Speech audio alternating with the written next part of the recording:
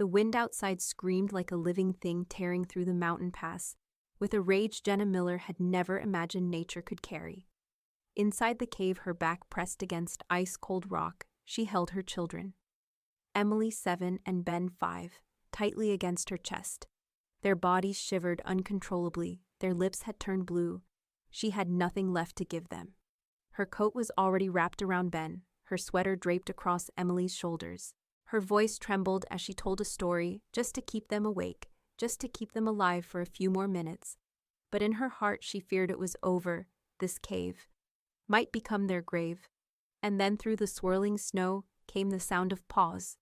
A golden retriever stood at the cave's mouth, calm, certain, watching them, and then it turned, as if it wanted them to follow. Have you ever believed it was truly the end, only for something impossible to appear? This is the story of a mother who had lost everything, until a dog with no name gave her one last chance. Would you have followed? Let us know where you're watching from and stay till the end. Because what's waiting in that mansion is more than just warmth, it's redemption. My name is Jenna Miller. I'm 34 years old. And 3 days ago, I packed everything I owned into an aging sedan with a rusted bumper and 2 car seats in the back. My marriage had ended in a slow-motion implosion, years of emotional warfare, gaslighting, silence, until there was nothing left but paperwork and 2 traumatized children clinging to what remained of their mother. I thought I was doing the right thing. I had a job waiting across the state, a teaching position in a quiet mountain town called Mayfield Fresh Air, a small rental house near the school. A clean slate, but fate has a cruel sense of humor.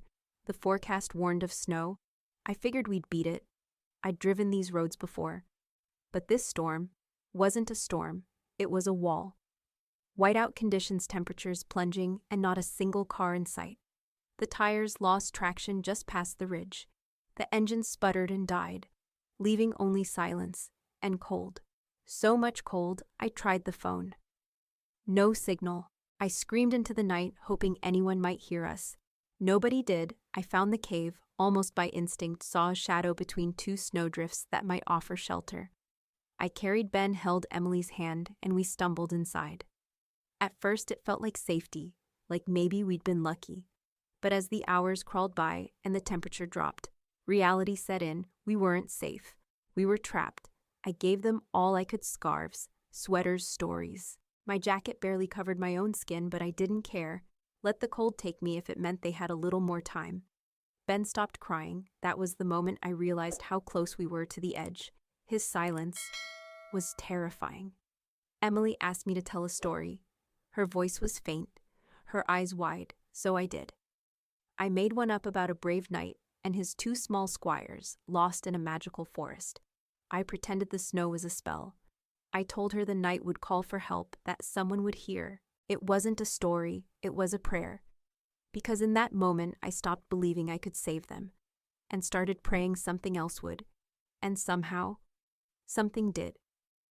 When we heard the soft padding of paws, and saw that golden retriever at the cave's mouth, I didn't trust my own senses. Maybe I was hallucinating. Maybe I'd already died, but the dog was real. Real enough to press its nose against my sleeve. Real enough to take a few steps, then turn back as if waiting.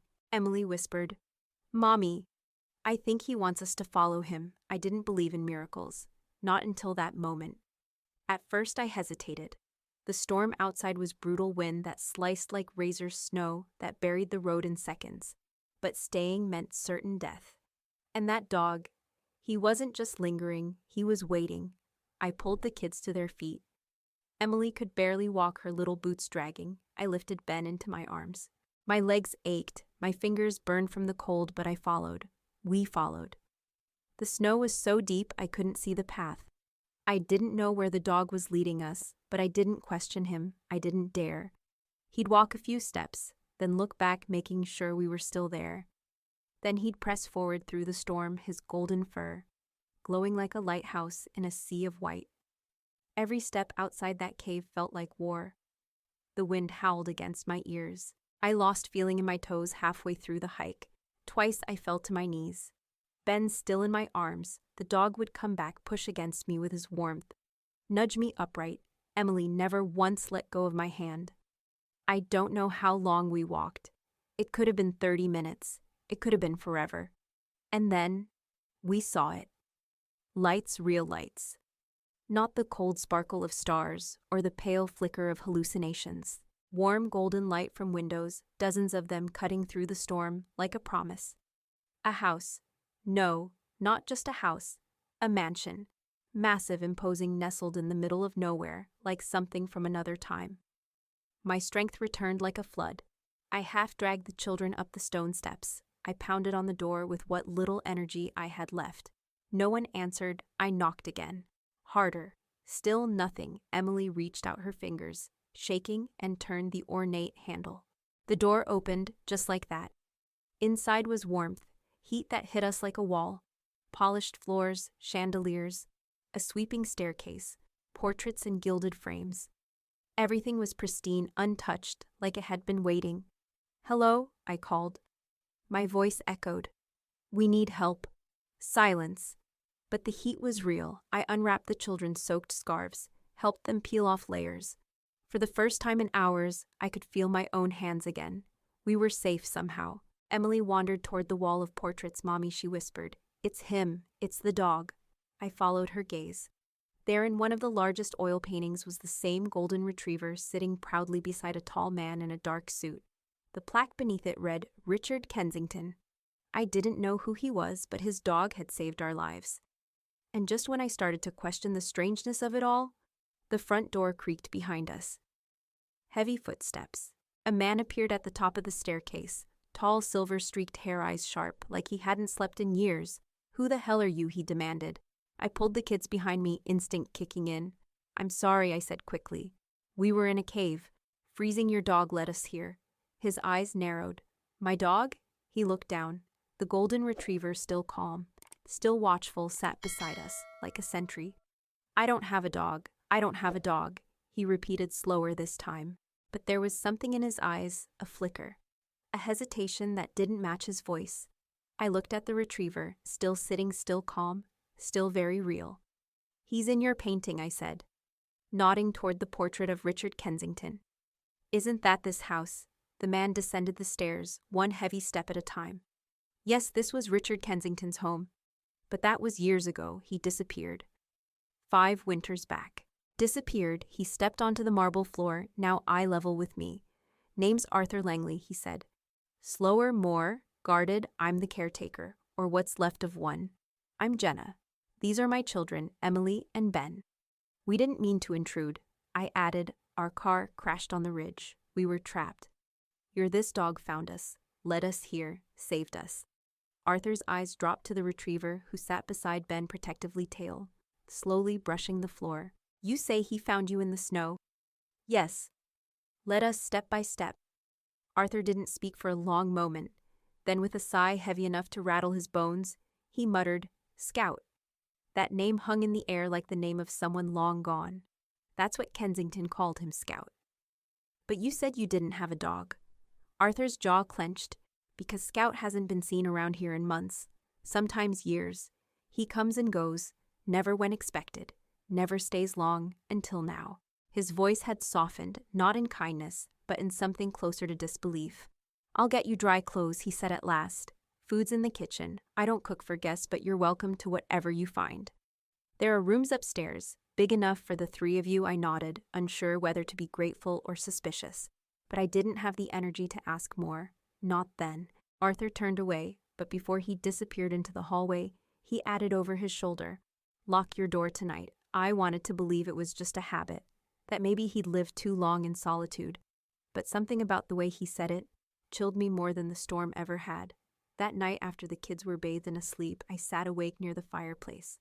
The bedroom was warm, the blankets soft, the walls thick enough to muffle even the wildest wind. But I couldn't sleep. Scout lay on the rug, his eyes open, watching the children, as if standing guard, as if that was his job. I whispered, "Who are you really?" He didn't answer, of course. Just blinked once, slow and steady. I slipped out to the kitchen for a glass of water. The house was eerily quiet. Every creak of the floorboards sounded like footsteps. The ticking of an unseen clock reminded me time was still moving. Even if this place felt frozen, Arthur was there, sitting at the counter staring into a glass of something amber. "You're not sleeping," he said without looking at me. "No, you shouldn't be walking the halls alone." He poured me a glass of whiskey and slid it toward me. I didn't protest. "What is this place?" I asked. "Why is it empty?" "It's not empty," he said quietly. "It's just in waiting for something to make it feel alive again." He didn't elaborate, and I didn't press. But when I returned to the room and Scout lifted his head slightly, just to make sure it was me, I knew deep down this wasn't just a rescue. We hadn't stumbled into safety. We had been led here, and for reasons I couldn't begin to understand. That dog was at the center of all of it. The next morning brought no relief from the storm. The snow outside was relentless, but inside the mansion seemed untouched by time or weather. It felt preserved, like it had been sealed off from the world and was only now opening its doors again. I made breakfast for the kids, whatever I could scavenge. Toast, old jam, tea. Scout sat by the door, patient, quiet, alert. Emily kept watching him between bites. "Mom," she said, "he wants to show us something." I looked at the dog. He was staring down the hallway, still waiting. I hesitated. Then I said the words that in hindsight changed everything. "Okay, let's follow him, but stay close." Scout led us through the mansion's endless corridors, rooms still filled with expensive furniture, art rugs untouched, until we reached a study tucked at the back of the house. Books lined the walls, ceiling to floor. But one shelf was odd. There was a single space where a book had clearly been removed. Scout sat beside it, pawed gently at the empty spot, and looked at me. "What is it, boy?" Emily whispered. He whined softly, just once, and then patted away. I examined the shelf. The space wasn't dusty. Someone had removed a book recently, or maybe long ago, and Scout still remembered. I didn't have time to ponder long. Arthur appeared in the doorway. Exploring, he asked more statement than question. "Scout brought us here," I said. "There's a book missing." Arthur's eyes flicked toward the shelf. For a split second, something passed through his expression. Recognition. Then he masked it. "Just an old journal," he said. "Nothing important." But I didn't believe him. Not for a second. Scout didn't either. Later that morning, after breakfast and chores, Arthur left to check the road. The storm had started to ease, but snow still blanketed everything. As soon as he was gone, Scout got up, walked straight to the door. He wanted out. I bundled the kids up and we followed. Scout led us through the drifts to a corner of the property near the east wing. And there, under a layer of snow and twigs, he began to dig. Emily and Ben joined him, their little gloved hands brushing snow away, until Emily stopped, gasped, and held something up. A leather-bound book wet around the edges. Old, faded. I took it from her gently. It was heavier than it looked, its cover embossed with initials. R.K. "Is this the missing journal?" Emily asked. I nodded slowly. "I think it is." We returned to the mansion and dried it carefully inside. Richard Kensington's handwriting filled the pages. Neat, deliberate, elegant. Early entries were harmless enough. Notes on charities, construction projects, local events, but then about 5 years back, things changed. Mentions of a man named Victor Mercer, corruption, threats, and Arthur. One entry hit me like a punch. "Arthur's family, Laura and Claire, are gone, taken by Mercer's people. He's spiraling. If I disappear, it's not death, it's strategy. I must vanish to protect him, to gather what's needed." Scout nudged the journal forward with his nose. "There was more. I've hidden the evidence. Only Scout knows the path. One day he'll bring the right people, people who need saving. Yes, but who will save Arthur in return?" My hands trembled. Scout had led us here on purpose. I wasn't just a mother looking for shelter. I was part of a plan that had been set in motion years ago. Arthur returned hours later, his boots-soaked face windburned. The roads blocked. Might take 2 more days to clear. I hesitated, then slipped the journal beneath my sweater. We weren't leaving yet, not until we figured out what else Scout wanted us to find. Because this wasn't just a rescue anymore. This was a mission, and somehow, we were part of it. That night I couldn't sleep. The journal burned in my hands, its words echoing inside me. Richard Kensington had vanished to protect his friend, to expose something bigger. Mercer, corruption, murder, and Scout had been waiting all this time. For us. Why? I needed answers. I crept downstairs. The study door was open a crack. Light spilled into the hallway. Arthur was inside, sitting alone, a drink in his hand. Scout sat across from him, watchful, unmoving. "I know what you're doing," Arthur said quietly to the dog, "but it won't bring them back." His voice cracked. Scout whimpered, then placed a paw gently on Arthur's knee.